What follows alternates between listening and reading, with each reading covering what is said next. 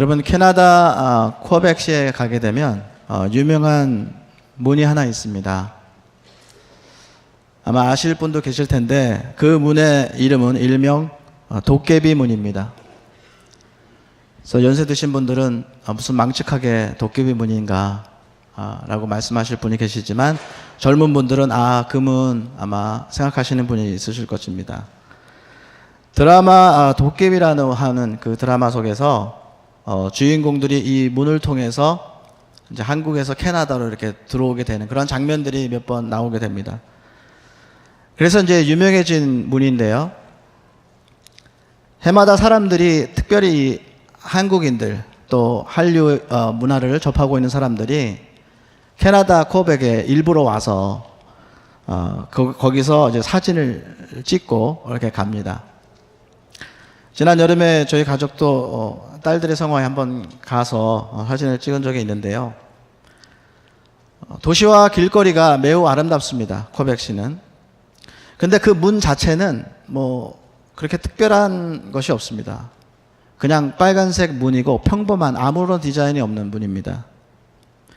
사실 이 문은 극장 뒷문입니다. 극장 뒤로 나가게 되는 문인데요. 그래서 영문을 모르는 이 외국 사람들은 한국 사람들이나 또 다른 사람들이 그 문에서 막 사진을 찍으면 도대체 뭐 하는 짓인가.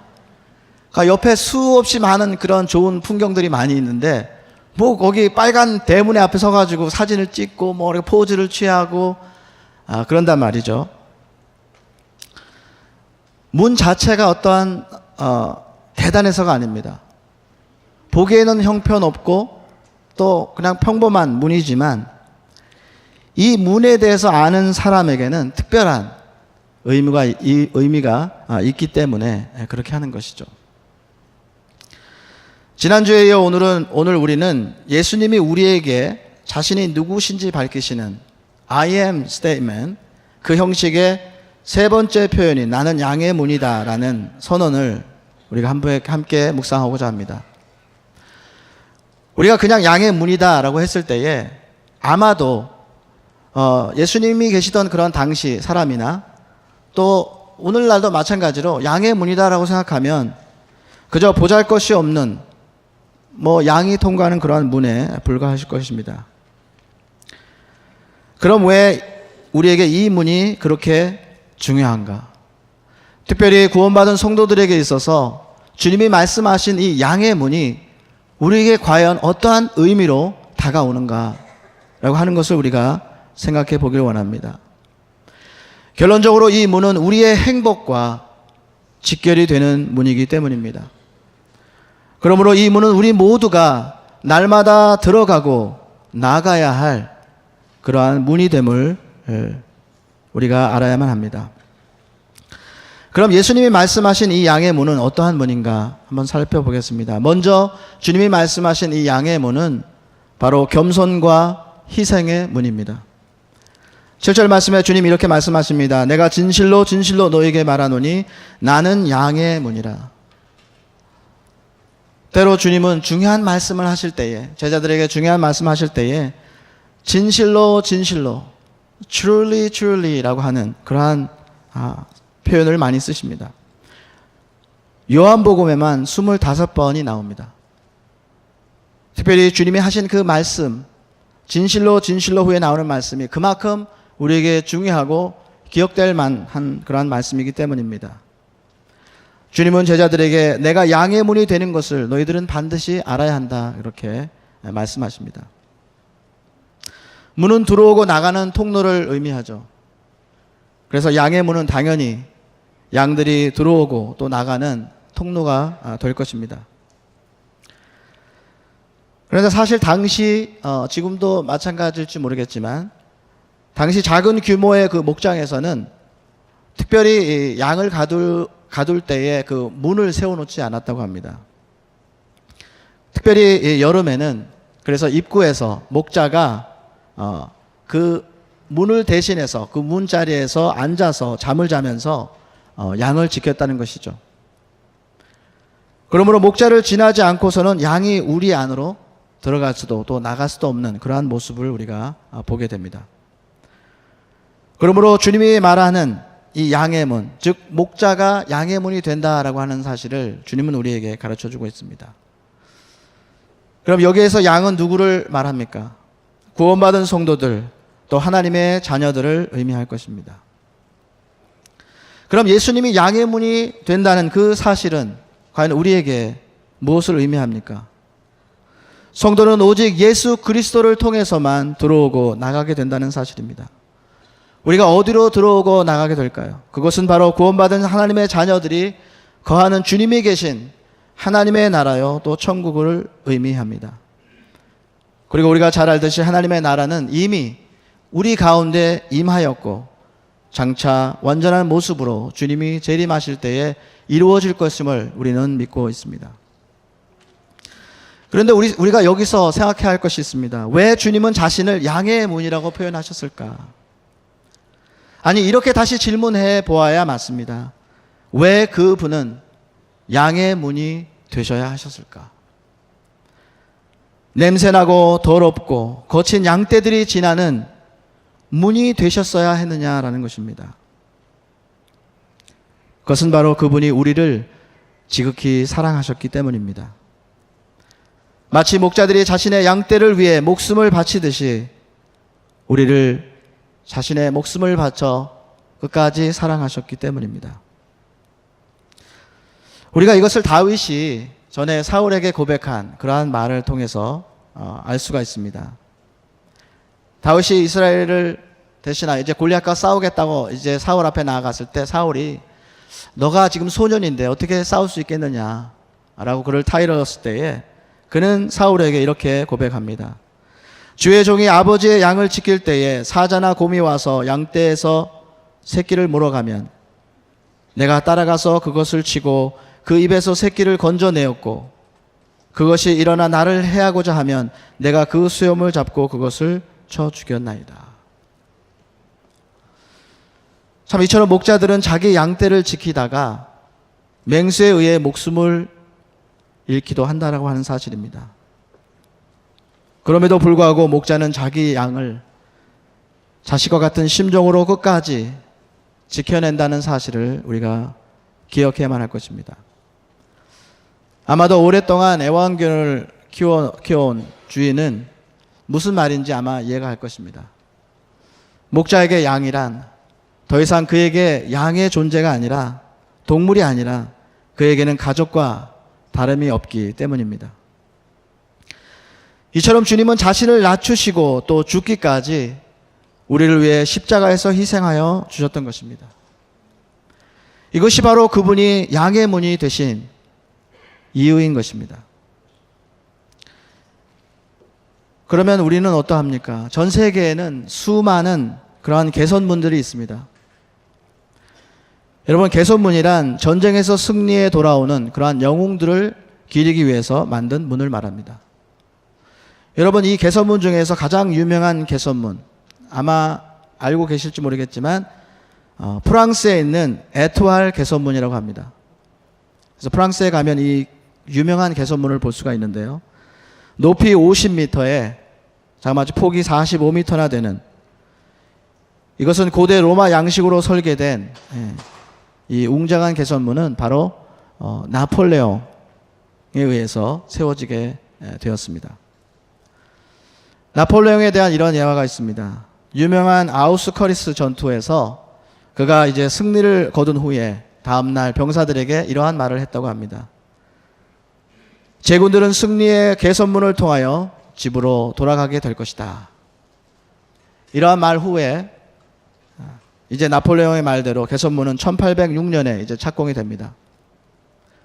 그런데 문제는 그 후에 얼마 지나지 않아서 나폴레옹은 이제 유배를 가게 됩니다. 그리고 잠시 공사가 중단되고 이제 그가 사망한 후에 프랑스의 마지막 왕인 루이 필립에 의해서 이제 자신도 나폴레옹 제국의 그 후광을 받겠다라고 하는 의지로 1836년에 완공이 되었다라는 것입니다. 결국 자신의 영광을 나타나기 위해 만들라고 명령한 그 나폴레옹은 유배지에서 죽고 그의 십체만이 이 개선문을 통과하게 됩니다. 그리고 엉뚱한 다른 사람이 그 영광을 차지하게 되었다라고 하는 사실이죠. 그리고 지금 이 문은 그저 사람들이 지나다니는 문이 아니라 역사의 골동품으로 덩그러니 도시 한복판에 남아있을 뿐입니다. 여러분, 이처럼 사람들은 자신의 영광을 위해 아름답고 거대한 문은 만들려고 노력합니다. 그러나 그것은 결국 남을 희생시키고 자기도 누릴 수 없는 교만의 문이요, 또 허무한 문이 될 뿐인 것입니다. 그것을 역사가 우리에게 증거해 주고 있습니다. 그러나 양의 문이신 예수님은 겸손과 희생의 문이요, 우리를 위한 영원한 생명의 문이 되시는 줄로 믿습니다.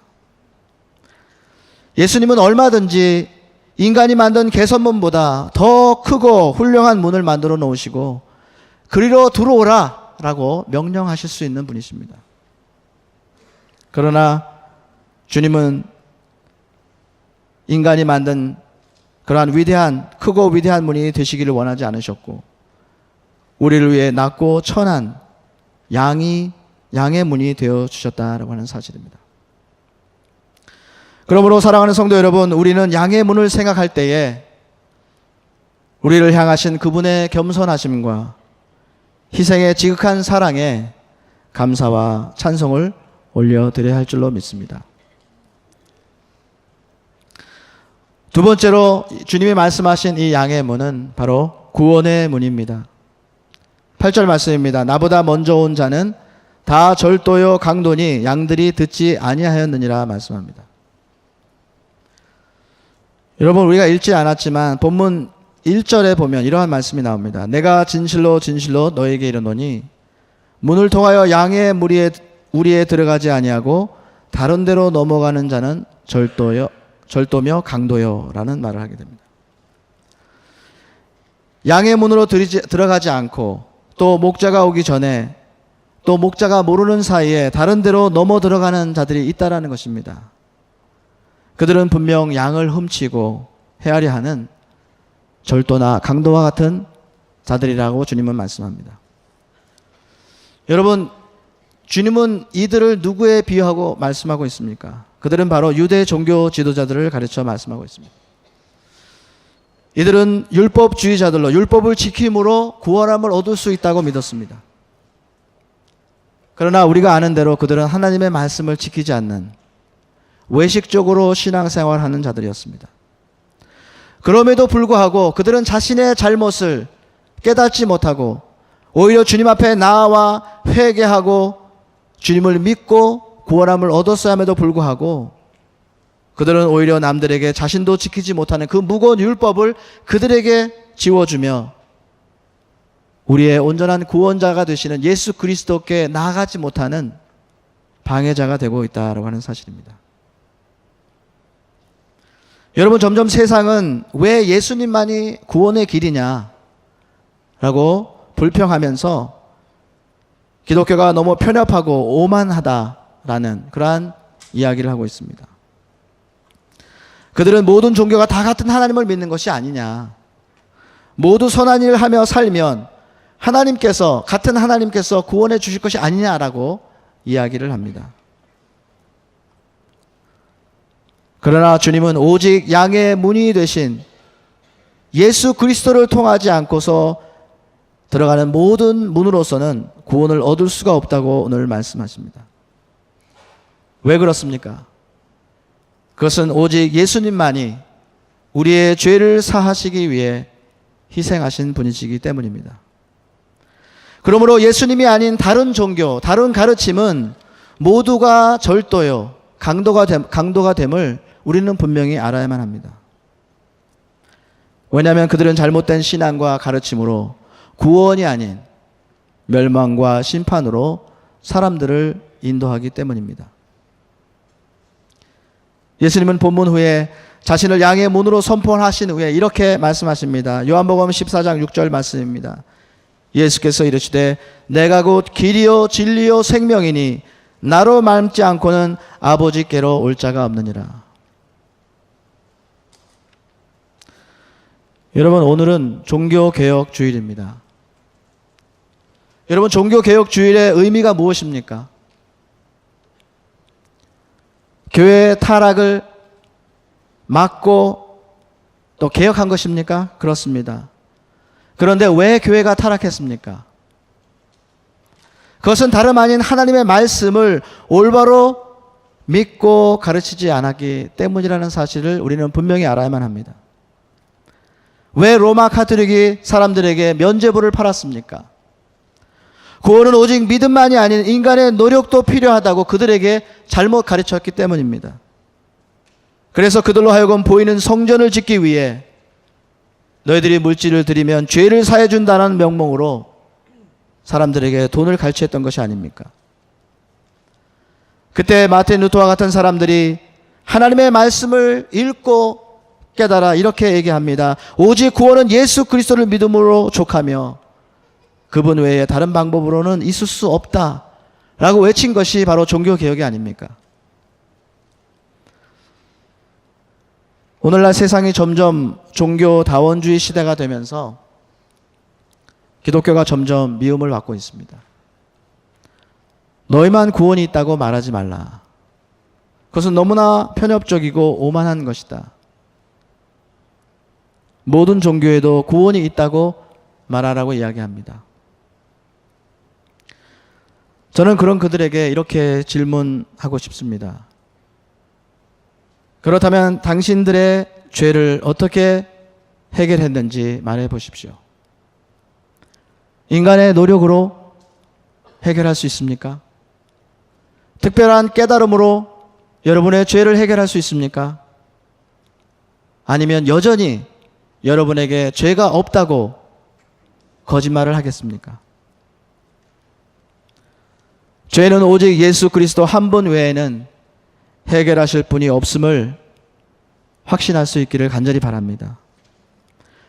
그분만이 우리의 죄를 담당하시기 위해 높은 보좌에서 내려와 낮고 천한 인간의 몸으로 이 땅에 오셔서 십자가에 달려 돌아가신 것입니다. 그리고 그분은 사망 권세를 이기시고 부활하셨습니다. 그리고 누구든지 그를 믿는 자마다 죄를 용서함 받고 영생할 것을 우리에게 약속해 주신 것입니다. 종교개혁 당시 구원은 오직 믿음이 아니라 사람의 선행도 따라야 한다고 잘못 가르치며 면죄부를 팔던 자들이 오늘날에도 어느 종교를 믿든지 모두 천국에 갈 것이라고 말하며 우리 모두를 미혹해가고 있다는 사실을 우리는 깨달아야만 합니다. 이러한 때에 종교개혁의 불씨가 된 마틴 루터가 깨달은 그 말씀을 다시 한번 우리는 기억하고 마음에 새겨야 할 것입니다. 로마서 1장 17절 말씀입니다. 복음에는 하나님의 의가 나타나서 믿음으로 믿음에 이르게 하나니 기록된 바 오직 의인은 믿음으로 말미암아 살리라 함과 같으니라. 여러분, 이 믿음의 고백이 저와 여러분의 있기를 간절히 바랍니다.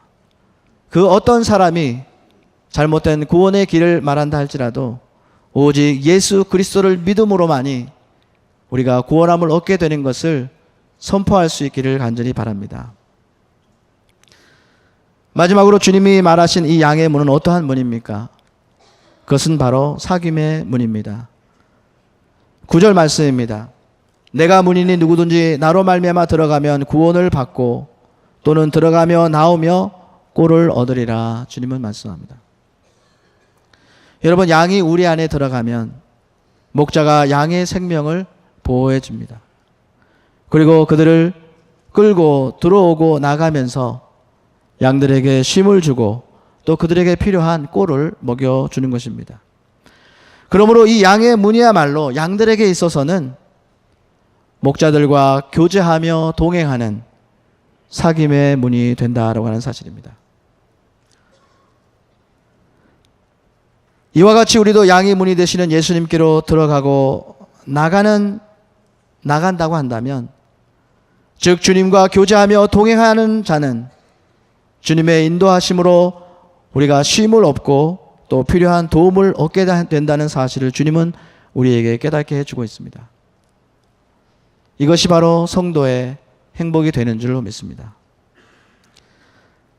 여러분, 마태복음 11장 28절 말씀입니다. 수고하고 무거운 짐진 자들아 다 내게로 오라. 내가 너희를 쉬게 하리라. 주님을 말씀합니다. 그럼 양들이 어떻게 목자와 교제하며 동행합니까? 바로 양들은 목자의 음성을 듣고 따라다니며 동행한다는 것입니다. 여러분, 양들은 눈이 나쁩니다. 그래서 가까이 있는 것을 보지 못합니다. 그래서 그들이 잘못 보고 따라갔다가 종종 위험한 일을 당한다고 합니다. 앞에 있는 양이 잘못해서 벼랑길을 가면 그냥 그것도 모르고 쫓아간다는 거죠. 그리고 그 앞에 있는 양이 벼락에서 떨어질 때에 자신도 어쩔 수 없이 떨어진다는 하는 사실입니다. 그러므로 양들은 반드시 목자의 음성을 듣고 따라가야 안전하고 또 자신들이 원하는 꼴을 먹을 수 있다라고 하는 사실입니다. 여러분, 여기에는 영적인 교훈이 있습니다. 우리도 양과 같은 존재입니다.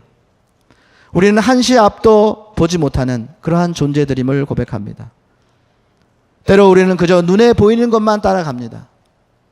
그러다 보면 어려움을 당하거나 실족하기가 십상입니다. 그러므로 우리도 양들과 같이 주님의 음성을 들으며 주님과 동행해야 할 줄로 믿습니다. 즉, 기도와 말씀 가운데에 날마다 주님의 음성을 듣고 그분의 인도하심을 따라 순종의 삶을 살아야 하는 줄로 믿습니다. 그런데 우리가 주일에 한 번 와서 예배를 드리는 곳으로 내가 하나님 앞에 하나님과 동행하고 있다라고 혹시 착각하고 있는 분은 없는지 모르겠습니다. 혹시 나의 삶은 하나님보다 세상에 더 관심이 있고 또 욕심과 쾌락으로 통하는 문으로 들락달락하면서 하나님은 우리의 삶에서 소외되고 있지 않은지 오늘 말씀을 통해서 우리의 자신을 깊게 돌아볼 수 있기를 간절히 바랍니다. 계시록 3장 20절 말씀입니다. 볼지어다 내가 문 밖에서 서서 두드리노니 누구든지 내 음성을 듣고 문을 열면 내가 그에게로 들어가 그와 더불어 먹고 그는 나와 더불어 먹으리라. 주님은 말씀하십니다. 여러분, 이 주님의 초청에 응답하는 우리 모두가 될 수 있기를 간절히 바랍니다. 그래서 그분과 함께 먹고 마시며 동행하는 삶을 살기를 간절히 바랍니다. 그때 그분은 우리를 푸른 초장으로 인도하시며 우리의 삶에 쉼을 주시고 평안함을 주시고 기쁨을 주실 줄로 믿습니다. 주님과 동행하는 삶, 그것이 성도들에게 있어서 참된 행복임을 믿습니다. 오늘 본문 10절 말씀에 주님은 결론으로 우리에게 말씀합니다. 도둑이 오는 것은 도둑질하고 죽이고 멸망시키려는 것뿐이요 내가 온 것은 양으로 생명을 얻게 하고 더 풍성히 얻게 하려는 것이라. 주님은 말씀합니다. 그렇습니다. 주님이 이 땅에 오셔서 그 작고 또 보잘것없는 그 양의 문이 되신 이유, 그것은 바로 우리로 하여금 생명을 얻게 하고 그분으로 인하여 풍성한 삶을 얻게 하려고 오셨다고 주님은 말씀합니다. 그러므로 우리를 위해 기꺼이 낮고 천한 이 땅에 오셔서 양의 문이 되신 그 주님의 은혜와 사랑을 결코 잊지 않는 저와 여러분이 되어야 할 것입니다. 그리고 주님의 음성에 늘 귀를 기울이며 주님과 동행하는 우리 모두가 될 수 있기를 간절히 바랍니다. 여러분, 우리가 잘 아는 그 복음성가 찬양 중에 그가 오신 이유라고 하는 찬양이 있습니다. 말씀을 준비하면서 이 찬양을 듣고 이 찬양의 가사를 의미하면서 참 주님이 우리에게 오신 의미가 너무나도 크고 이제 우리도 그분을 쫓아 살아야 할 것이라는 그러한 마음을 들게 하였습니다. 제가 한 문장으로 좀 만들어서 이어보았습니다. 이 세상 가장 아름다운 순종의 눈물은 온 세상 다시 빛나게 한 생명의 눈물입니다. 그가 이 땅에 오신 이유는 죽어야 살게 되고 져야만 승리하는 놀랍고 영원한 신비입니다. 지으신 그대로 회복시키신 우리의 창조주 그리스도, 십자가의 길로 아버지의 뜻 이루셨습니다. 이것이 그가 이 땅에 오신 이유입니다. 이제 우리에게 맡겨진 그 소망, 그 사랑, 그 생명, 아름답고 눈부신 십자가의 길, 우리가 이 땅에 살아가야 할 이유입니다. 이러한 아름다운 고백이, 믿음의 고백이 저와 여러분의 고백이 될 수 있기를 간절히 축원합니다. 함께 기도하겠습니다. 주님, 이 땅에 낳고 천한 양의 문이 되시려고 우리에게 겸손히 찾아오셔서 희생하여 주심을 감사를 드립니다. 주님이 오심은 오직 우리로 하여금 영생을 얻게 하고 또 풍성히 얻게 하려 하심을 우리에게 깨닫게 하여 주시니 감사합니다. 오직 그분을 통하여 들어가는 자마다 구원과 행복이 있음을 고백합니다. 오 주님, 지금부터 영원토록 주님과 동행하길 원합니다. 날마다 주님의 음성을 듣고 순종하길 원합니다. 아름답고 눈부신 그 십자가의 길로 우리를 주의 길로 인도하여 주시옵소서. 늘 우리의 삶의 쉼이 되어 주시고 기쁨이 되어 주시옵소서. 감사하며 예수님의 이름으로 기도드립니다. 아멘.